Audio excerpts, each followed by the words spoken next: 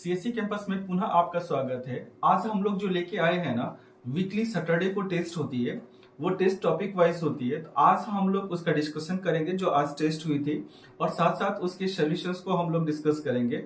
तो हम लोग पहले जीके का जो है ना, इसके सारे आंसर की को बता देते हैं, फिर मैथ्स के सारे सॉल्यूशंस को हम करवा देंगे। तो चलिए हम लोग पहले क्वेश्चन की तरफ देखते हैं। तो पहला क्वेश्चन जो पॉलिटी का है, जो पॉलिटी में एक टॉपिक दिया गया था वो प्रीम्बल था। ठीक है, प्रीम्बल का मतलब होता है प्रस्तावना। तो प्रस्तावना से रिलेटेड हम लोग अभी क्वेश्चन सारे सॉल्व करेंगे।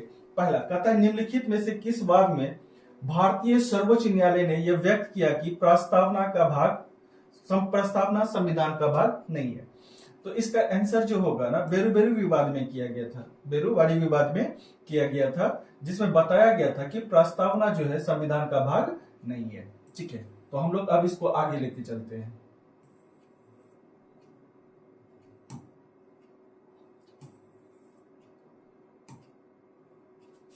ठीक है, इसका आंसर क्या होगा? पहला का डी, पहला का आंसर डी होगा।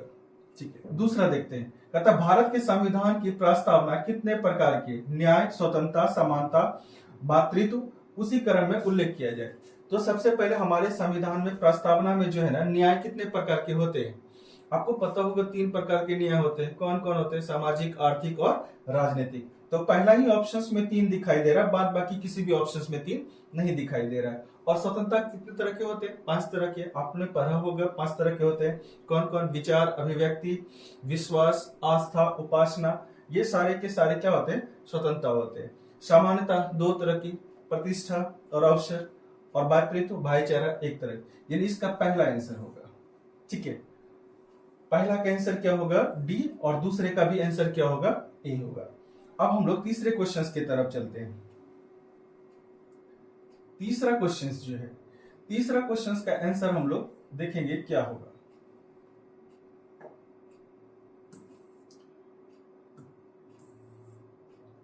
तीसरा का आंसर पढ़ते हैं। निम्न में से भारतीय संविधान का दर्शन नहीं है। तो निम्न में से भारतीय संविधान का दर्शन है philosophy of the Indian constitution. इसका आंसर होगा पहला, ए नंबर। तीसरा का आंसर क्या होगा? ए, साम्यवादी, कल्याणकारी, समाजवादी और राजनीतिक समानता में इसका पहला आंसर होगा ए। तो हम लोग इसको आंसर आप लोग टिक कर लीजिएगा, इसका आंसर होगा ए। ठीक है, अब हम लोग आगे बढ़ते हैं।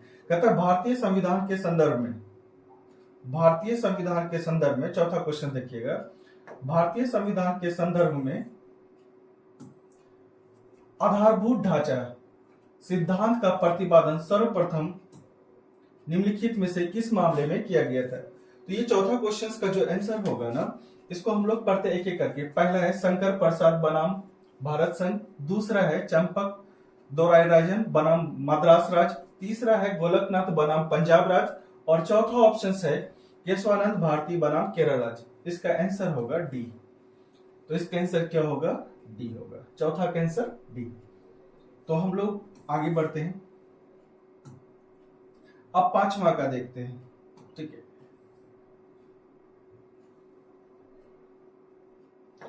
तो पांचवा का आंसर हम लोग पढ़ते हैं। क्वेश्चन नंबर कहता है कि भारत के संविधान की प्रस्तावना में प्रयुक्त स्वतंत्रता, समानता एवं बंधुत्व शब्द कहां से लिया गया था? आपको पता होगा रूस की क्रांति से नहीं, चीन की क्रांति से नहीं, फ्रांस की क्रांति से। कहां से लिया गया था?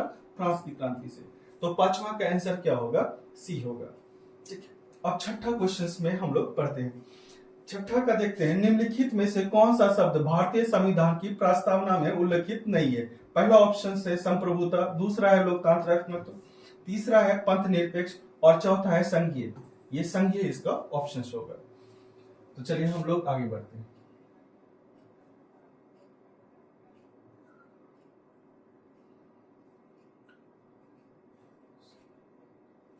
ठीक है,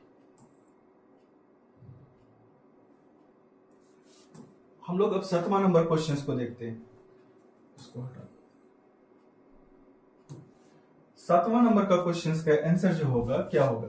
पढ़ते पहले क्वेश्चन को। भारतीय संविधान की प्रस्तावना में इसके सभी नागरिकों में से कौन सा न्याय प्रदान करने वाली व्यवस्था की गई है?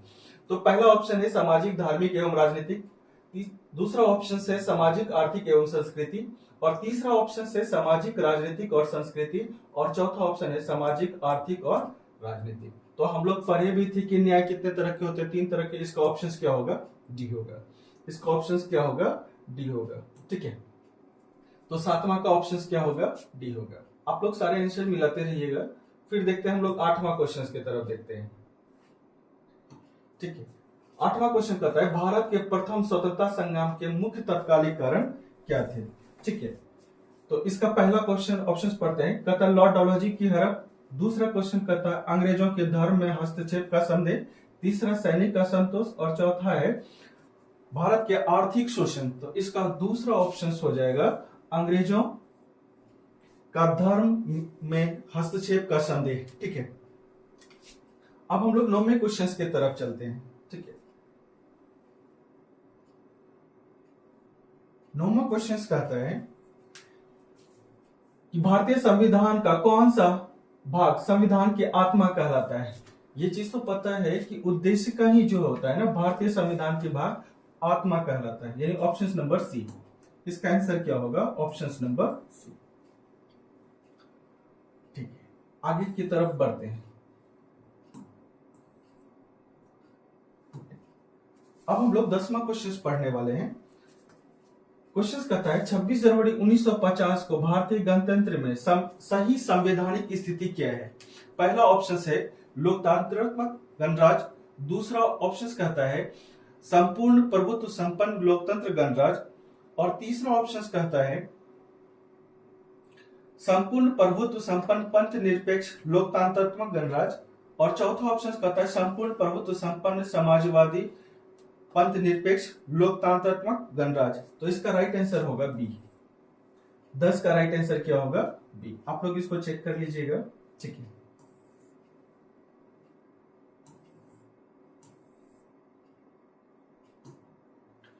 अब हम लोग 11वें क्वेश्चन की तरफ बढ़ते हैं।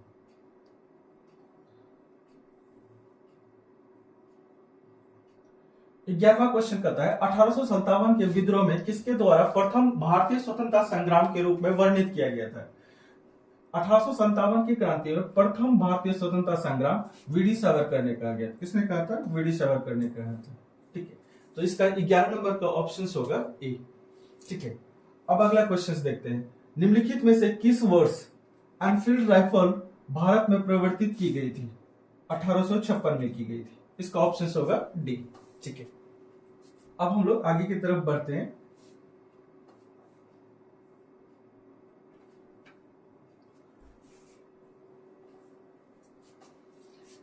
तेरह नंबर क्वेश्चन आते हैं।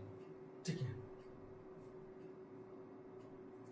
13वां नंबर क्वेश्चन कहता है 1857 की क्रांति के पूर्व ब्रिटिश और भारतीय सेना का देश में क्या अनुपात था? 1857 की क्रांति में ब्रिटिश और भारतीय सेना के बीच जो अंतर था, अनुपात था, वो क्या था? 1:5 का था। इसका आंसर क्या होगा? 1:5, यानी बी ऑप्शन होगा। उसके बाद 14 नंबर क्वेश्चन में कहता है 1857 की स्वाधीनता संग्राम का प्रतीक था कमल और रोटी था। ठीक है, 15 नंबर क्वेश्चन में देखते हैं Indian war of the Indian independence 1857 के लेखक कौन थे? ये वीडी सावरकर थे। 15 का कौन सा ऑप्शन होगा? ए, वीडी सावरकर। ठीक है, अब आते हैं 16वां क्वेश्चन की तरफ।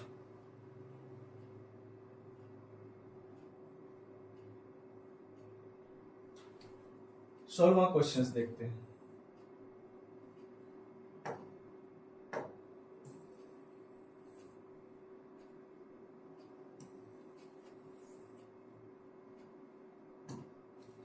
सोलहवां क्वेश्चन कहता है कि निम्नलिखित में से कौन सा एक 1857 के विद्रोह का आरंभ सुमेलित नहीं किया गया था? पहला ऑप्शन था झांसी 11 मई 1857। दूसरा ऑप्शन है बैरकपुर 29 मार्च 1857।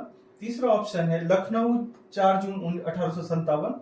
मेरठ 10 मई 1857। ये कब की गई थी? सुमेलित नहीं है इनमें से पहला ऑप्शन। 16 का क्या होगा? पहला आंसर होगा। आइए हम लोग आगे की तरफ बढ़ते हैं, 17वां क्वेश्चन की तरफ चलते हैं।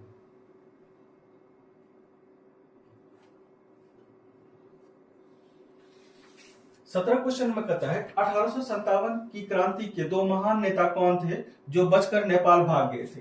तो पहला ऑप्शन है नाना साहब एवं बेगम जीनत महल, बिल्कुल नहीं। कुंवर सिंह एवं नाना साहेब नहीं, राजकुमार और फिरोज शाह एवं बेगम हजरत महल नहीं, नाना साहेब एवं बेगम हजरत महल। इसका राइट ऑप्शन है डी।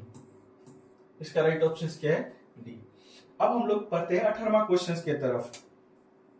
18वां क्वेश्चन कहता है निम्नलिखित में से किसने 1857 के विद्रोह को एक षड्यंत्र की संज्ञा दी? पहला ऑप्शन है sir James Outram and W Taylors, दूसरा है सर जॉन के, ठीक है, तीसरा है सर जॉन लॉरेंस और चौथा ऑप्शन है टी आर होमेल्स। इसका आंसर होगा राइट आंसर बी। कौन थे? राइट आंसर इसका बी होगा। अब 19वां नंबर क्वेश्चन देखते हैं।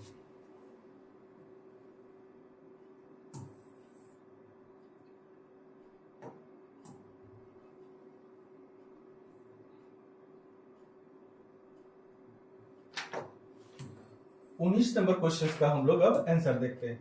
19 नंबर क्वेश्चन में पूछा था निम्नलिखित में से प्रेस स्वतंत्रता का पक्षधर थे, यानी कौन ऐसे थे प्रेस स्वतंत्रता के पक्ष में थे? वो थे मैटकॉफ। इसका राइट आंसर क्या होगा? डी होगा। इसका राइट आंसर डी। अब हम लोग आगे की तरफ बढ़ते हैं, 20वें क्वेश्चन की तरफ बढ़ते हैं, ठीक है।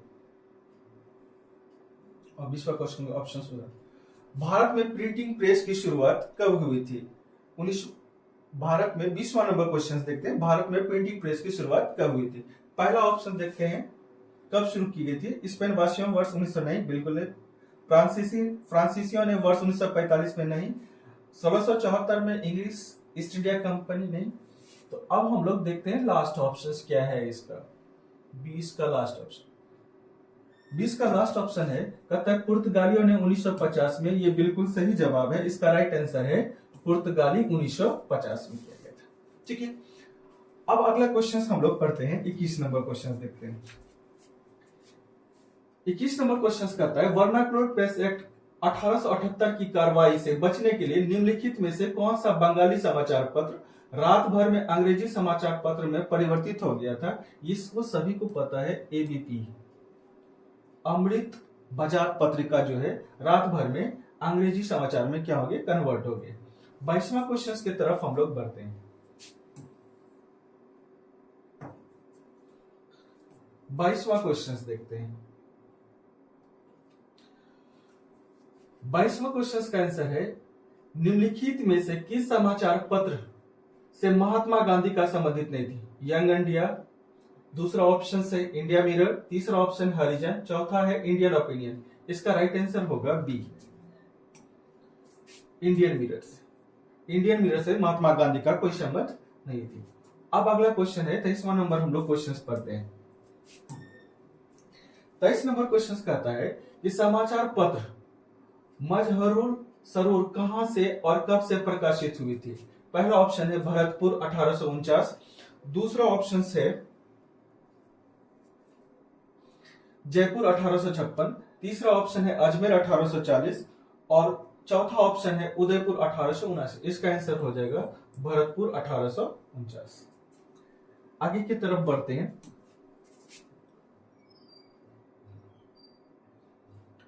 क्वेश्चन करता है कि प्रसिद्ध समाचार पत्र इंडियन ओपिनियन किसके द्वारा प्रारंभ किया था? राजा महेंद्र प्रताप के द्वारा, लाला हरदयाल के द्वारा, मोहनदास करमचंद गांधी के द्वारा, उपर्युक्त में से कोई नहीं।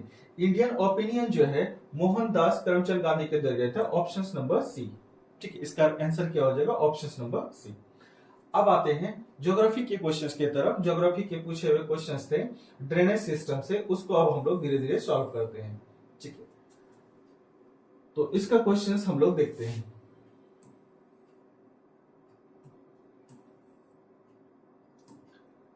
कहता है निम्नलिखित में से कौन सी नदी सिंधु नदी की सहायक नदी नहीं है? जस्कर है, हुंजा है, गिलगित है। कौन नहीं है? रिंद नहीं है। इसका ऑप्शन आंसर क्या होगा? डी होगा। 26 नंबर क्वेश्चन देखते हैं। निम्नलिखित में से कौन सा विकल्प सतलज नदी के उद्गम से संबंधित नहीं है? पहला ही ऑप्शन है राक्षस ताल, जो इसके नहीं है। उसके बाद हम लोग आगे क्वेश्चन की तरफ बढ़ते हैं। सिंधु नदी को ग्रेट डेजर्ट के में स्थित है। कहां स्थित है? ग्रेट डेजर्ट में, पश्चिम में स्थित है। किधर है? पश्चिम में। इसका आंसर क्या होगा? 27 का पहला होगा। 28वां देखते हैं।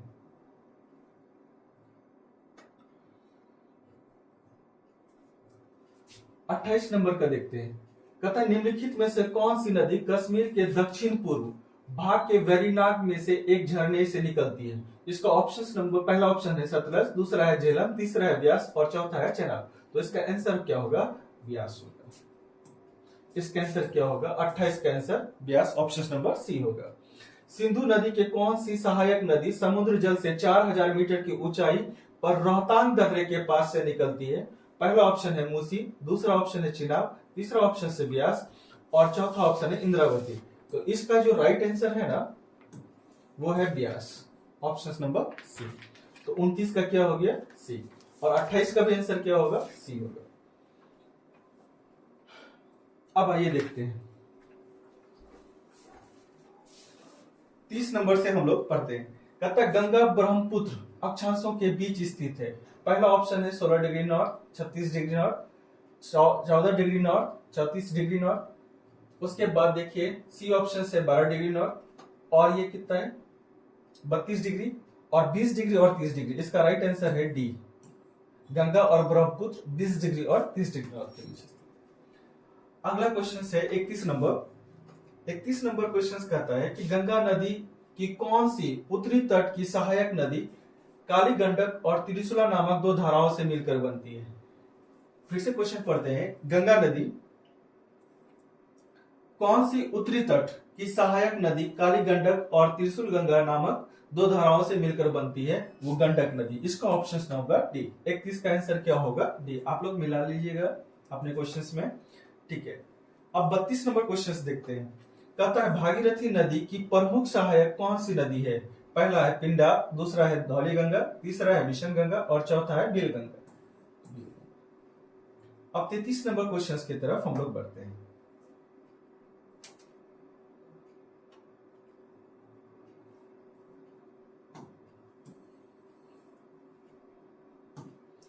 तैतीस नंबर क्वेश्चन का आंसर है निम्नलिखित में से कौन सा सतलज नदी के उद्गम से संबंधित है? राक्षसाल, दूसरा है मिलाव, तीसरा है गोमुख और चौथा है पंचनद। तो इसका आंसर होगा राक्षसताल। 33 का आंसर क्या होगा? राक्षसताल। उसके बाद कहता है, और ये क्वेश्चन रिपीटेड है, सिंधु नदी की कौन सी सहायक नदी समुद्र जल से 4000 मीटर की ऊंचाई रोहतांग दर्रे के पास निकलती है? वो ब्यास नदी निकलती है। इससे पहले हम लोग इस पे डिस्कस कर चुके थे। अगला क्वेश्चन है 35 नंबर, इसको देखते हैं हम लोग 35 नंबर को, ठीक है। 35 नंबर क्वेश्चन कहता है सियांग, तिरप और कामेंग इनमें से किस राज्य में पाई जाने वाली नदियां हैं? तो इनमें से किस राज्य में पाई जाने वाली है? अरुणाचल प्रदेश में। इसका राइट आंसर क्या होगा? अरुणाचल प्रदेश होगा, ठीक है। आगे की तरफ बढ़ते हैं।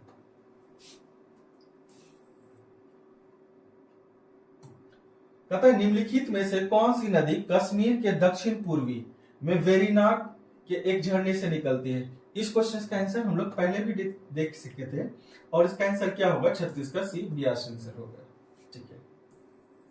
36 का आंसर क्या होगा? व्यास। अब 37वां नंबर क्वेश्चन को देखते हैं।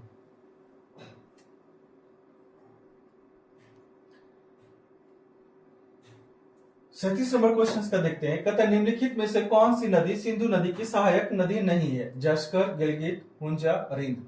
ये भी क्वेश्चन हम लोग देख चुके थे। 37 का आंसर होगा रिंद, ठीक है। 37 का ऑप्शन नंबर डी। अब हम लोग 38 नंबर क्वेश्चन के पढ़ते हैं। 38 नंबर क्वेश्चन कहता है गंगा नदी की कौन सी उत्तरी तट की सहायक नदी काली गंडक और त्रिशूला गंगा नामक दो धाराओं से मिलकर बनती है? ये चीज हम लोग कुछ देर पहले ही इसके बारे में पढ़ चुके हैं। इसका राइट आंसर होगा डी। 38 का क्या होगा? डी होगा, ठीक है। अब 39 नंबर क्वेश्चन की तरफ बढ़ते हैं। 39 नंबर क्वेश्चन देखते हैं। 39 नंबर क्वेश्चन कहता है कि भागीरथी नदी की प्रमुख सहायक नदी कौन सी है? पहला ऑप्शन है पिंडार, दूसरा है धौली गंगा,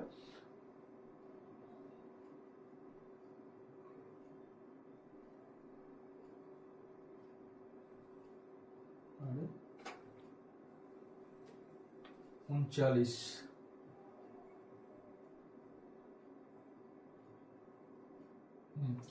तीसरा है बिशन गंगा, चौथा है भेल गंगा। तो इसका राइट आंसर क्या होगा? 39 का डी होगा। 39 का राइट आंसर क्या होगा? डी होगा। कहता है सिंधु नदी ग्रेट इंडियन डेजर्ट में स्थित है, वो पश्चिम में है, जिसको थार रेगिस्तान है, जो राजस्थान 60% हिस्सा शेयर करती है। अब 41 नंबर क्वेश्चन की तरफ आते हैं। Question number 41।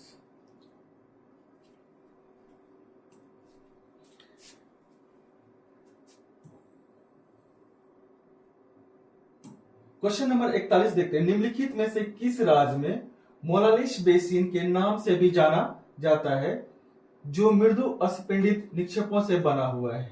मेघालय, मणिपुर, मिजोरम और नागालैंड। इसका राइट आंसर होगा मिजोरम। ठीक है, सी ऑप्शन होगा। 41 का आंसर क्या होगा? सी होगा। अब देखिए 42 नंबर, ये क्वेश्चन भी रिपीटेड है।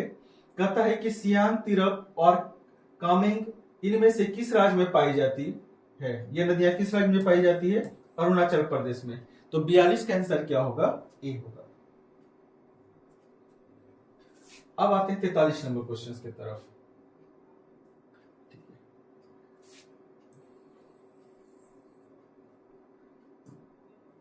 43 नंबर क्वेश्चन देखते हैं। गंगा ब्रह्मपुत्र अक्षांशों के बीच स्थित है। आपने कुछ देर पहले ही पढ़ा था 20 डिग्री और 30 डिग्री नॉर्थ, यानी 43 का आंसर क्या हो जाएगा? डी। ठीक है, अब हम चौथा क्वेश्चन पढ़ते हैं, 44वां क्वेश्चन नंबर 44वां पढ़ते हैं।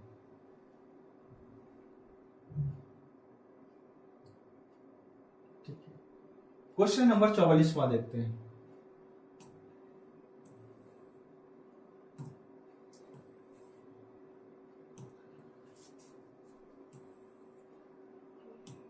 कहता है जल की सूक्ष्म बूंदों इंद्रधनुष द्वारा बनाने की परिघटना क्या शामिल है?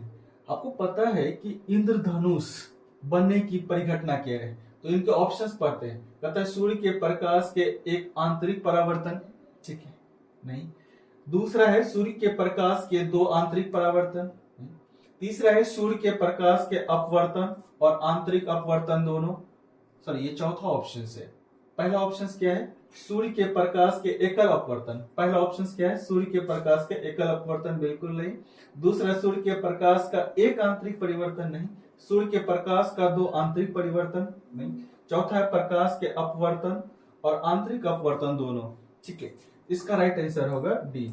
जब भी सूक्ष्म इंद्रधनुष के बारे में बात हो ना, प्रकाश का अपवर्तन, आंतरिक परावर्तन दोनों, इसी को TIR, टोटल इंटरनल रेफरेंस, ठीक है, पूर्ण आंतरिक परावर्तन। उसके बाद इसका विवर्ण विक्षेपण जो होते हैं वो भी इसमें होते हैं, ठीक है, इंद्रधनुष में। अब 45 नंबर का क्वेश्चन का आंसर देखते हैं। ठीक है, आइए देखते हैं 45 का क्या होता है।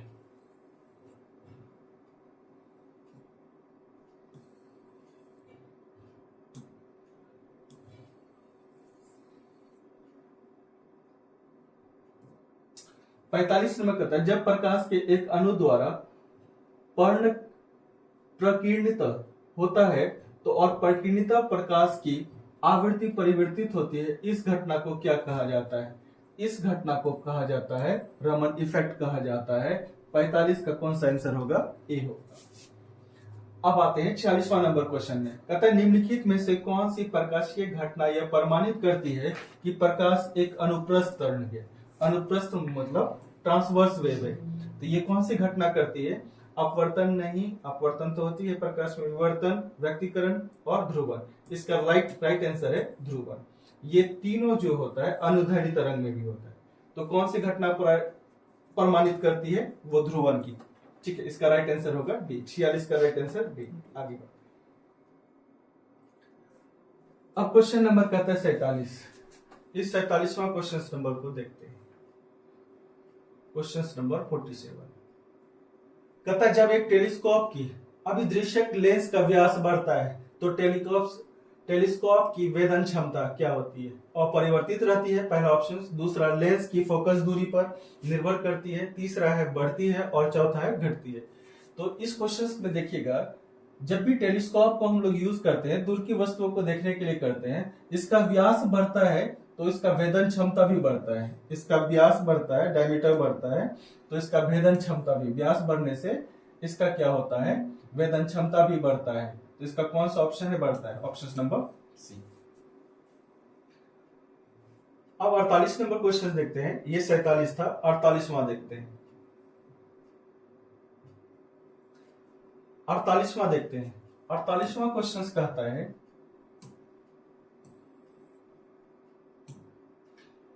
कि निम्न में से कौन सा छाया की उत्पत्ति के लिए जिम्मेदार है।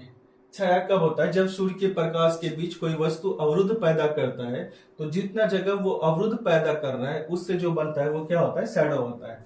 तो वो कौन सा था, पोलराइज्ड, बिल्कुल नहीं। रिएक्शन प्रोपगेशन ऑफ लाइट, बिल्कुल सही। प्रकाश का ऋजु रेखीय प्रसार होता है। तो 48 का कौन सा ऑप्शन होगा, बी। अब 49 नंबर देखते हैं।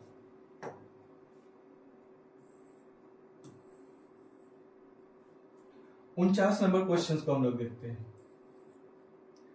ठीक है, कहता है स्विमिंग पूल के वास्तविक गहराई से कम गहरा प्रतीत होने के कारण है।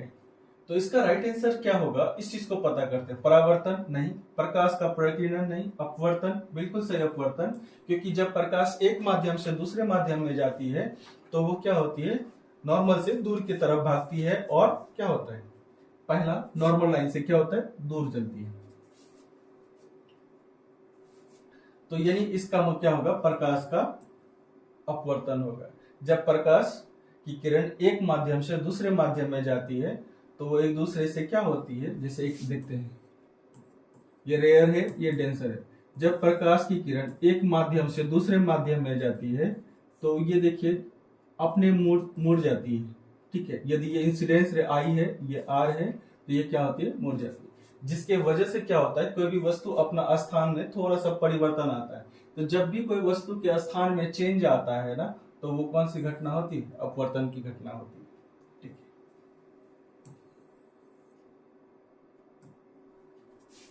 तो इसका ऑप्शन होगा सी। अब कहता है निम्नलिखित में कौन सा भाग सूक्ष्मदर्शी का भाग नहीं है। 50वां क्वेश्चन का देखिएगा, मिरर, स्टेज और क्लिप, रेटिना। रेटिना, रेटिना क्योंकि मानव की आंख का है। ठीक है, तो 50 का आंसर क्या होगा, डी होगा। अब 51 नंबर क्वेश्चन की तरफ बढ़ते हैं।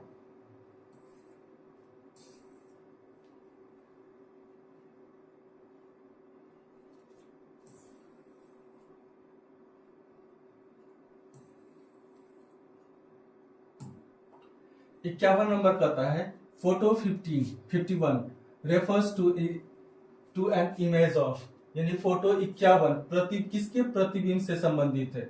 फोटो 51, ये क्वेश्चन जो है ना सीडीएस 2024 में पूछा गया है। ठीक है, ये डीएनए से संबंधित है। ठीक है, यानी डीएनए के 3D डायमेंशंस में देखा जाने वाला ये था फोटो 51। तो इसका राइट आंसर क्या होगा, बी होगा। ठीक है, अब क्वेश्चन नंबर हम लोग पढ़ते हैं आगे, 52वां नंबर।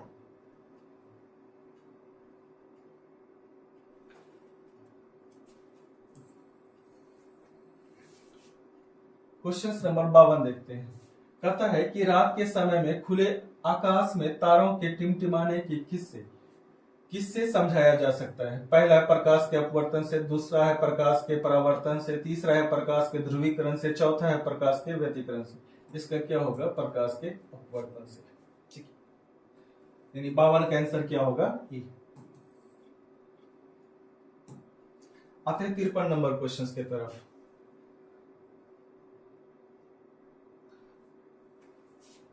तिरपन नंबर क्वेश्चन कहता है आवर्धक कांच में किस प्रकार का लेंस का प्रयोग किया जाता है। पहला है समतल अवतल लेंस, दूसरा है नदोदर यानी अवतल लेंस, तीसरा है उत्तल लेंस और चौथा है उत्तल दर्पण। इसका राइट आंसर होगा सी। इसका राइट आंसर क्या होगा, सी। 53 का राइट आंसर क्या होगा, सी। अब हम लोग 54 क्वेश्चन देखते हैं।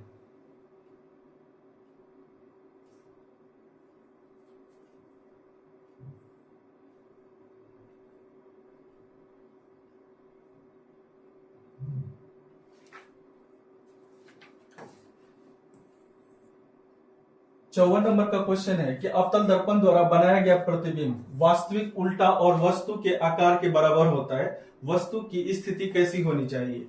तो जब भी आपको क्वेश्चंस में ऐसा मिले अवतल दर्पण द्वारा बनाया गया वास्तविक उल्टा और वस्तु के आकार के बराबर, तो वो वक्रता केंद्र पर बनती है। जब भी होगा क्या होगा, वक्रता केंद्र पर बनती है, यानी 54 का आंसर क्या होगा, बी। अब 55 नंबर क्वेश्चन देखते हैं। 55 नंबर क्वेश्चन कहता है प्रकाश का रंग निर्धारित होता है किसके, आयाम से, तरंगदैर्घ्य से, तीव्रता से, वेग से। तो प्रकाश का रंग जो होता है वेवलेंथ से होता है। सबसे अधिक वेवलेंथ किसका होता है, यानी तरंगदैर्घ्य किसका होता है, लाल रंग का, और सबसे कम किसका होता है, बैगनी का। यानी प्रकाश के रंग निर्धारित होते हैं तरंगदैर्घ्य से। 55 का राइट आंसर होगा बी। अब 56 नंबर देखते हैं। इस तरह के 56 नंबर क्वेश्चंस जो है ना, ये क्वेश्चंस 2025 में रेलवे जेई में भी पूछा गया है। रेलवे जेई का पूछा हुआ क्वेश्चन इस तरह के 2025 में। ठीक है, आइए इस क्वेश्चन को देखते हैं। कहता है कि अति हानिकारक अल्ट्रावेव किरणें कौन सी है। तो सबसे पहले अल्ट्रावेव किरण जो होते हैं वो 3 तरह के होते हैं। अल्ट्रावेव किरण कितने तरह के होते हैं, 3 तरह के होते हैं, UVA, UVB और UVC। ठीक है, 3 तरह के होते हैं। इसका वेवलेंथ सबसे अधिक होता है, जिसका तरंगदैर्घ्य सबसे अधिक होता है। इसका मध्यम होता है, मीडियम में होता है, और इसका सबसे सूक्ष्म होता है। जिसका सबसे सूक्ष्म होगा वो सबसे ज्यादा खतरनाक होगा, और इसी के कारण जो होता है स्किन कैंसर होता है। ठीक है, तो इसका राइट आंसर होगा ऑप्शन नंबर बी। अब क्वेश्चन नंबर आते हैं 57। क्वेश्चन नंबर 57 कहता है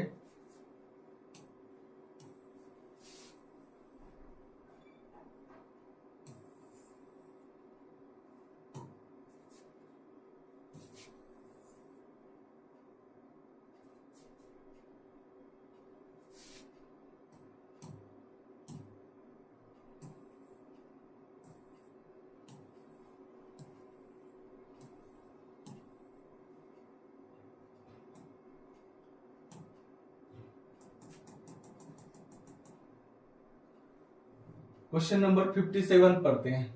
ठीक है, एक बार क्वेश्चन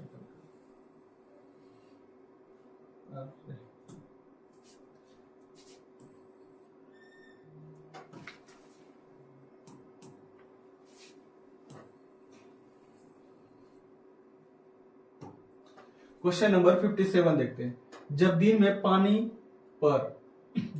पानी पर साबुन की फिल्म दिखाई देती है तो यह सुंदर दिखती है। यह घटना किसके कारण होती है। जब किसी बूंद पर प्रकाश की 2 से अधिक तरंगे, ठीक है, आपस में जाती है, यानी सुपर इम्पोज होती है, तो वो घटना कहलाती है क्या चीज, प्रकाश का व्यक्तीकरण कहलाती है। इसी के वजह से कोई भी चीज सुंदर दिखाई देता है। जैसे वर्षा के मौसम में पेट्रोल गिरने से जो चमकने लगती है वो प्रकाश के व्यक्तीकरण से। इसका आंसर है 57 का आंसर डी।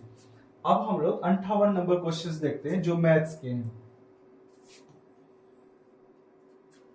क्वेश्चन नंबर 58 देखते हैं। ठीक, कहता है कि 69 रुपए की राशि को जेसन और रोहाना को 1:2 में विभाजित किया गया तो रोहाना को कितनी राशि मिलेगी। तो ये देखिए, तो टोटल कितने पार्ट में डिवाइड किया गया, 3।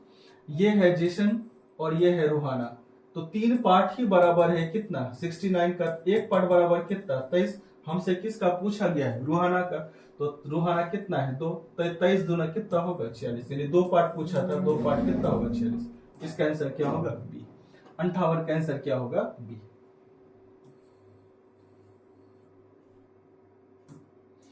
58 का आंसर बी।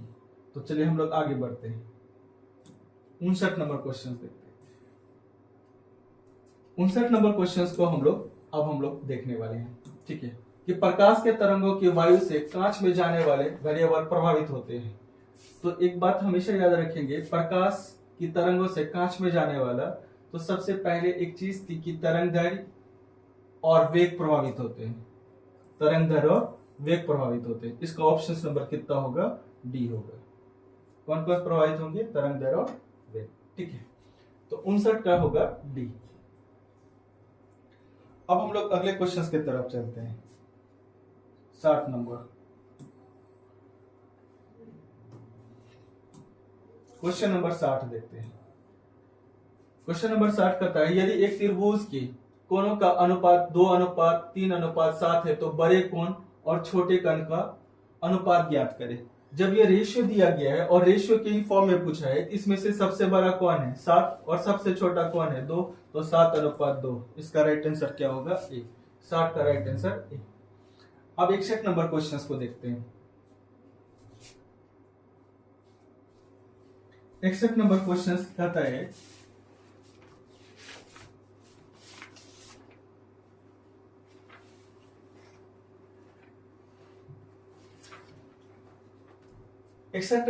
माँ अपने बच्चों अरविंद, बीनू और चित्रा को 2:3:4 में कुछ धनराशि बांटती है। यदि बीनू को 51 रुपए प्राप्त होते हैं तो चित्रा और अरविंद द्वारा प्राप्त धनराशि ज्ञात करें। यानी टोटल देखिए 51 रुपए को कितने भाग में बांटती है, 4 3 7 2 9 भाग में बांटती है, ठीक है।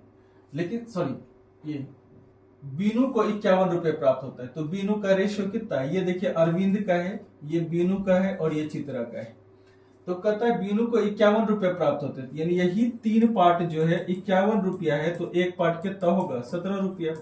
तो हमसे पूछा है चित्रा का, तो चित्रा 4 पार्ट है, तो 4 पार्ट कितना होगा 68। और अरविंद का पूछा हुआ है, अरविंद कितने पार्ट है 2 पार्ट, तो 2 पार्ट कितने होंगे 34। क्योंकि एक पार्ट 17 है, तो 4 पार्ट कितना होगा 68, और 4 का आधा करेंगे 2, तो ये कितना होगा 34। तो यानी हमसे क्वेश्चन में पूछा है चित्रा यानी 68 और 34। ऑप्शन नंबर सी होंगे। अब आइए इस क्वेश्चन को देखते हैं। कहता है 9 केजी गुथे हुए शक्कर और आटे के प्रारंभिक अनुपात 2:7 है। जॉन और अधिक शक्कर मिला देता है। तो शुरुआत में देखिएगा शक्कर को एस से करें, आटा को ए से, ठीक है। ये किस रेशियो में था 2:7 के रूप में था, ठीक है। यदि जॉन और अधिक शक्कर मिला देता, जॉन इसमें और अधिक शक्कर मिला देता, तो मिश्रण का अनुपात 2 कितना हो जाता 5 हो जाता। यानी हम लोग मिला क्या रहे हैं, शक्कर मिला रहे हैं। तो चलिए हम लोग इसको सॉल्व करते हैं, ठीक है। तो 2x और 7x मान लेते हैं, और कहता है इसमें शक्कर मिला दिया जाता है, तो शक्कर जो भी मिला रहा होगा वो मान लेते हैं,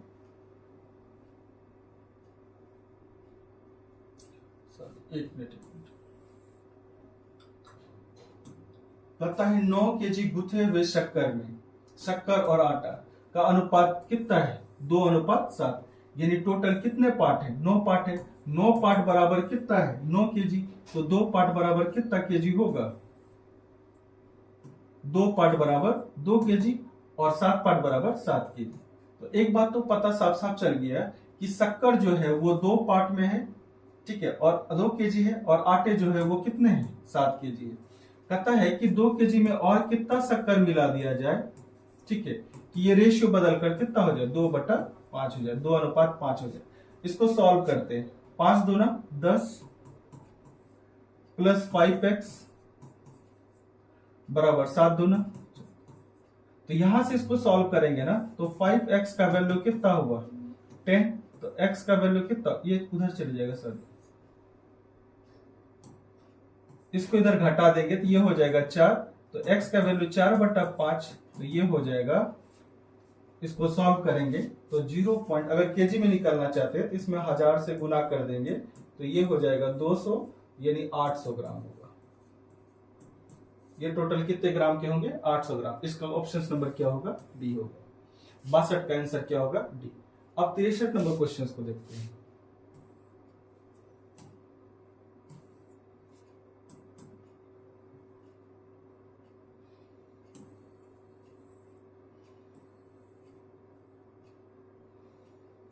तिरसठ नंबर क्वेश्चंस को देखते हैं।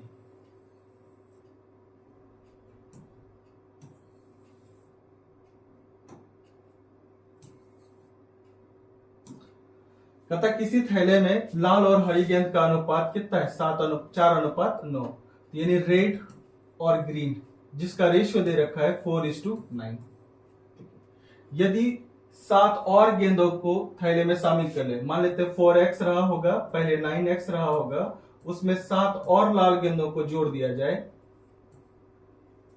तो लाल और हरे गेंद का अनुपात कितना होता है 5:6, यानी 5/6। इसको सॉल्व कर लेते हैं। 9 × 5 = 45, x बराबर 6 × 4 = 24x प्लस 6 शतक कितना हुआ 42। इसको इधर लेते आएंगे तो 21x बराबर कितना हुआ 42, तो x का वैल्यू कितना हुआ 2। तो हमसे पूछा गया है कि थैले में हरी गेंद कितनी थी, तो हरी गेंद 9x था, x का वैल्यू 2, तो 9 दूना कितना हो गया 18। इसका राइट आंसर होगा बी। ठीक है, इसका राइट आंसर क्या होगा बी। अब अगला क्वेश्चन की तरफ बढ़ते हैं।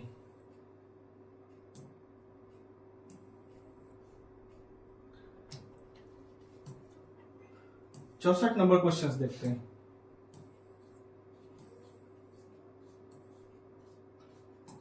चौसठ नंबर क्वेश्चन कहता है कि फॉर्म में पुरुष यानी मेल और फीमेल दोनों का रेशियो दे रखा था 4 अनुपात कितना दे रखा है 5। ठीक है, इसको हम बोलते 40 पुरुष और 50 महिला थी, तथा फॉर्म में पुरुष की संख्या 80% बढ़ गई, क्योंकि रेशियो को सिंपलेस्ट फॉर्म में लिखते हैं, अगर 0 कट भी दे तो रेशियो में कोई चेंज नहीं आएगा। अब रेशियो में कहता है 80% बढ़ गया पुरुष में, और महिला की संख्या में कितना बढ़ गया 60%। तो ये देखिए तो 80% बढ़ाती यानी 10% कितना 4, तो 80% कितना 32 बढ़ाती है कितना हो गया 72। ये 60% 10% कितना 5, तो 60% कितना 30 बढ़ेगा तो कितना हो गया 80। ये रेशियो देखिए आपस में कटेगा 8 से, ये 9 अनुपात कितना हुआ 10, और इसका कौन सा ऑप्शन है ऑप्शन नंबर सी। ठीक है, तो अब हम लोग आगे बढ़ते हैं, इसका ऑप्शन नंबर क्या होगा सी। 65 नंबर क्वेश्चन देखते हैं। 65 नंबर में कहता है 15, 10 और 12 के बीच चतुर्थ समानुपाती ज्ञात करें। तो जब भी चतुर्थ समानुपाती करें, जो चीज नहीं मालूम उसको आप x मान लो। ठीक है, x मान ली, तो इसको कैसे लिखेंगे 15/10 बराबर 12/x। ये देखिए कट रहा है, 3 चौका 12, 3 5 15, 5 से कटेगा 2 दफा, तो x का वैल्यू 4 दूना कितना हुआ 8। तो इसका राइट आंसर कितना होगा डी। ठीक है, अब 66 नंबर क्वेश्चंस देखते हैं।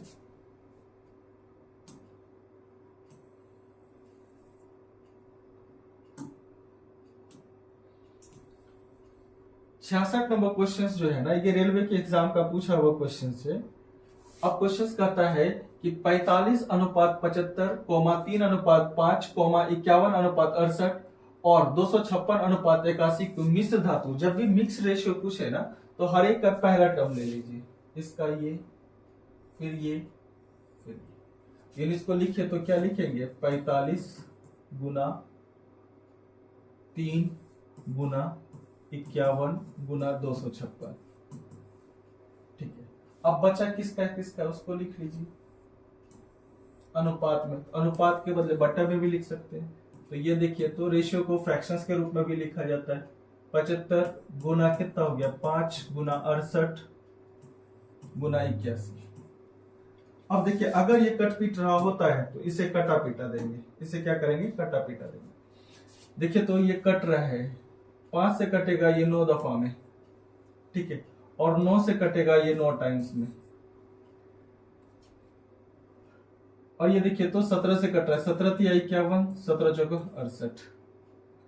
3 से कटेंगे तो ये 25 दफा में कट रहा है, 25 × 75। अब कट रहा है, ये 4 से कट रहा है, 4 × 24, 4 × 16।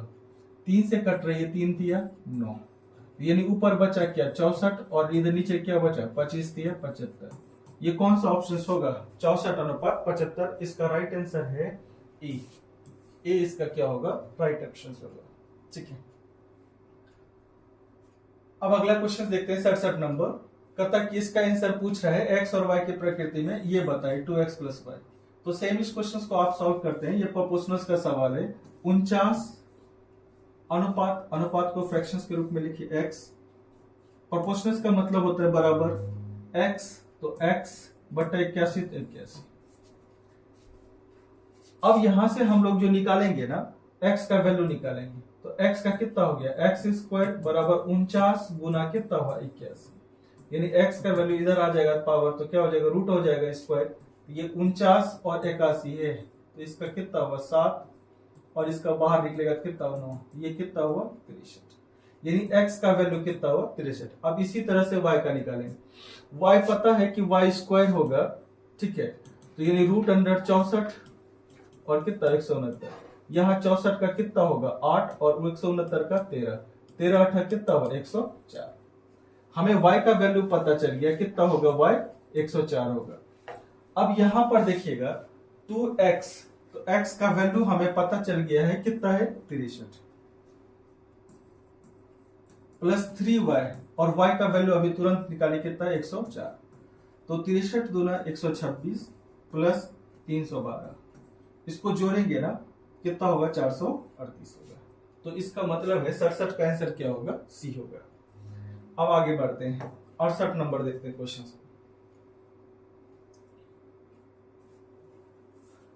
68 नंबर क्वेश्चन देखते हैं।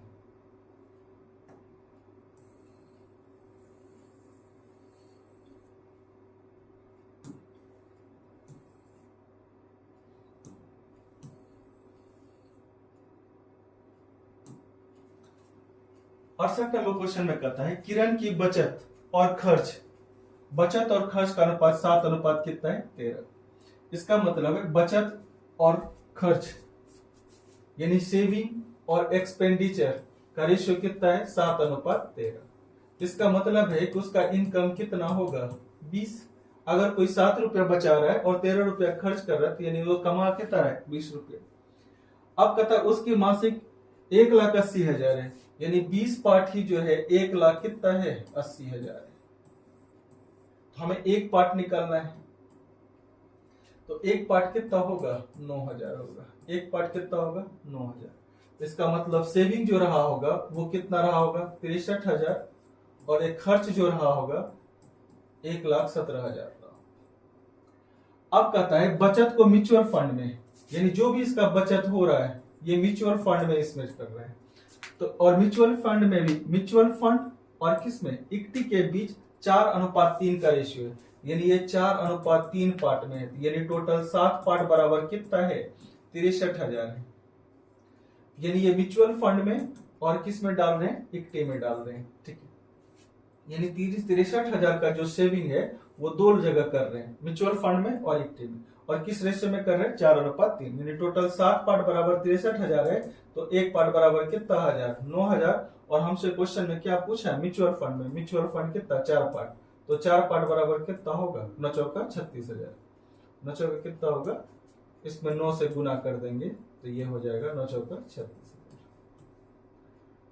तो इसका मतलब है हमसे जो क्वेश्चन पूछा गया है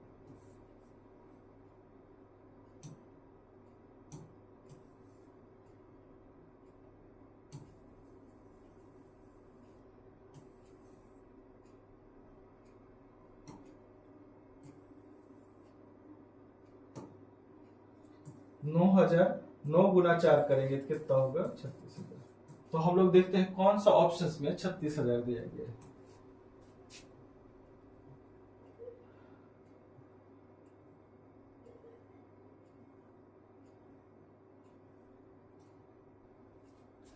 आइए देखते हैं, इसका देखते हैं। पहला ऑप्शन है 63,000, दूसरा ऑप्शन है 36,000। इसका राइट आंसर कितना होगा 36,000 होगा। अब आगे का क्वेश्चन देखते हैं। क्वेश्चन करता है 1.6:0.6 प्रोपोर्शनल 0.6, यहाँ is2 होगा, is to x, find the value of x होगा, find the value of x। ठीक है, तो हमसे x का मान पूछा है, यहाँ पर क्या है अनुपात है। तो इस क्वेश्चन को हम लोग बेसिकली जैसे हम लोग इससे पहले पढ़ रहे थे 1.6, इसको लिखेंगे 0.6 बराबर 0.6, प्रोपोर्शनल साइंस जब भी होता है ना उसके जगह बराबर होता है, बटा कितना है x। यहां से 10 मतलब खत्म, ठीक है, और यहां से खत्म करेंगे तो यहाँ कितना होगा 10। अब इसको कटा देते हैं, 2 से कटाएंगे तो ये 3 बार में, 2 से कटेगा कितने बार में कटेगा 8 बार में। अब देखिए तो इसको फिर कटाते हैं 2 से, 2 से कटाएंगे, ये कितनी दफा में कटेगा 3 दफा में, और ये कितनी दफा में 4 दफा में। तो ये देखिए तो 40x बराबर कितना हो गया 9, तो x बराबर कितना हो गया 9/40। इसको सॉल्व करेंगे ना तो 0.225 आएगा। ऑप्शन नंबर डी होगा। 69 का आंसर क्या होगा डी होगा। अब 70 नंबर क्वेश्चन की तरफ बढ़ते हैं।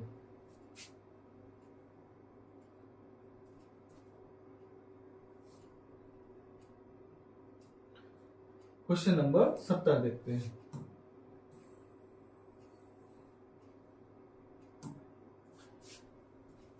कहता है कि एक व्यक्ति के पास 10,390 रुपए को अपने बेटे और बेटियों में 11:10 के अनुपात में बांटता है। यानी ये देखिए, बेटा और बेटी को किस अनुपात में? 11:10 में। टोटल कितने राशि है? 10,390। यानी टोटल 21 पार्ट को वो बांट रहा है 10,390 में। ठीक है।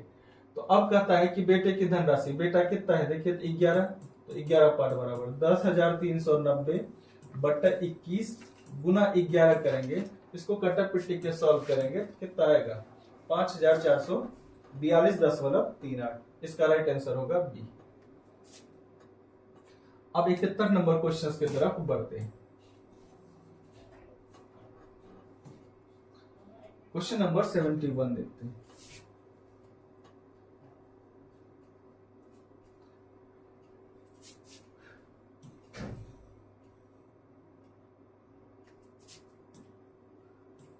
क्वेश्चन नंबर 71 में क्या होगा इसका आंसर देखते हैं। कहता है एक बैग में 25 पैसे, ठीक है, 25 पैसे, 10 पैसे और 5 पैसे के सिक्के का अनुपात जो है 1:2:3 दिया है। ये किसका रेशियो दिया हुआ है? कॉइन का। कहता है यदि बैग में कुल मिलाकर कितना रुपया है? 30 रुपया। तो अगर रुपया में है तो कॉइन को हमेशा कॉस्ट में कन्वर्ट कर देंगे। ठीक है। अगर हम बोले कि मेरे पास 25 पैसे के एक सिक्के थे, यानी मेरे पास रुपया में कितना है? 0.25 है। उसी तरह से 10 पैसे के दो सिक्के हैं, यानी रुपया में कितना? 20 पैसे हैं, यानी 0.25 रुपीज। अब बोले 3 सिक्के हैं, वो भी 5 पैसे के हैं। अगर हमें रुपया में बोलना होगा तो 0. कितना होगा? 15। 5 दिया 15, 10 दूना 20। सबको रुपया में कन्वर्ट कर दिया। 1 रुपया में कितने पैसे? 100 पैसे। तो अब कहता है कि यही टोटल मिलकर 30 रुपया है। तो 15 और 25, 40, 20, 60, यानी 0.60 बराबर कितना है? 30। तो हमसे एक पार्ट निकाल लेते हैं, तो 30/0.60, इसको उड़ाएंगे तो कितना होगा? 100। 30 से कटाएंगे 2 टाइम्स में, ये कितना हुआ? 50। यानी एक पार्ट बराबर 50। तो हमसे पूछा है 5 पैसे के सिक्कों की संख्या कितना है? 3। एक पार्ट बराबर 50, तो 3 पार्ट बराबर कितना? 150। इसका राइट आंसर क्या होगा? अब हम लोग 72 नंबर क्वेश्चन की तरफ बढ़ते हैं।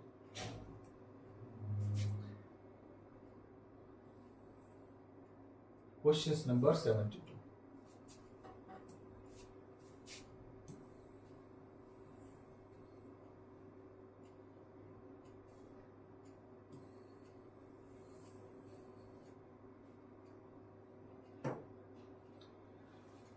क्वेश्चन नंबर 72 कहता है कि अंतरराष्ट्रीय माइंड बॉडी वेलनेस दिवस निम्न में से किस दिन मनाया जाता है? इसका राइट आंसर है 5 जनवरी को मनाया जाता है।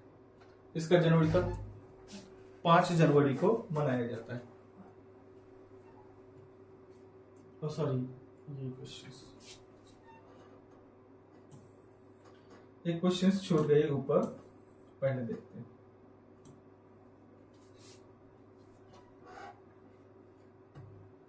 बहत्तर नंबर क्वेश्चन में कहता है निम्न में से किस दिन भारतीय सेना दिवस मनाया जाता है?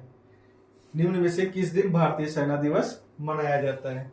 पहला ऑप्शन है 13 जनवरी, दूसरा ऑप्शन है 14 जनवरी, तीसरा ऑप्शन है 15 जनवरी और चौथा ऑप्शन है 16 जनवरी। किस दिन मनाया जाता है? 15 जनवरी को मनाया जाता है। ठीक है। अब 73 नंबर क्वेश्चन देखते हैं। कहता है कि अंतरराष्ट्रीय माइंड वेलनेस दिवस निम्न में से किस दिन मनाया जाता है? जब वेलनेस दिवस, अंतरराष्ट्रीय माइंड दिवस के बारे में पूछ रहा है, 5 जनवरी, दूसरा है 4 जनवरी, तीसरा है 3 जनवरी और चौथा है 2 जनवरी। इसका राइट आंसर होगा सी। 73 का आंसर होगा सी। अब 74 नंबर क्वेश्चन देखते हैं।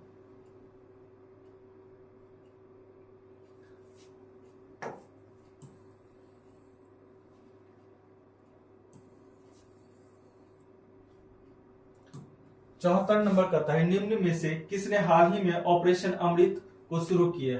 ऑपरेशन अमृत को शुरू करने वाले राज्य थे केरल, जिन्होंने एंटीबायोटिक पे रोक लगाई थी, मेडिसिन पे।